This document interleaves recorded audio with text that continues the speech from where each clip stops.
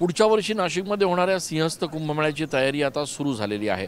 मी सध्या नाशिकच्या ज्या गोदाघाट परिसरात उभा आहे त्याच ठिकाणी पुढच्या वर्षी लाखोच्या संख्येने साधू संत आणि महंत कुंभमेळ्यात सहभागी होण्यासाठी नाशिकमध्ये दाखल होणार आहेत।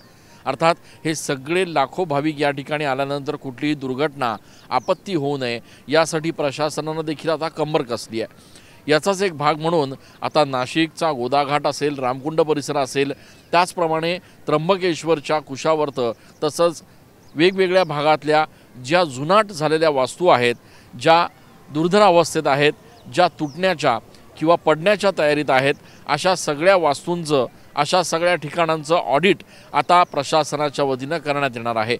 आपत्ती व्यवस्थापनानं या सिंहस्थ कुंभमेळा ज्या ज्या ठिकाणी होणार आहे त्या ठिकाणी ज्या जुन्या वास्तू झालेल्या आहेत त्यांचं ऑडिट करून सादर करावं असे आदेश जिल्हाधिकाऱ्यांनी दिलेले आहेत। अर्थात हे ऑडिट जिल्हाधिकाऱ्यांकडे आल्यानंतर नाशिकच्या रामकुंड किंवा गोदाघाट परिसरातले छोटे मोठे पूल आहेत ते जर खराब झाले असतील तर ते तोडायचे आणि नवीन बांधायचे का याबाबत देखील प्रशासनाच्या वतीनं निर्णय घेतला जाणार आहे।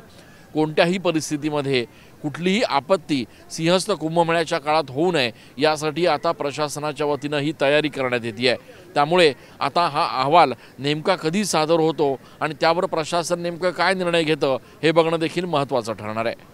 कॅमेरा पर्सन आकाश शेवलेसह मी चंदन पूजा अधिकारी, TV9 मराठी।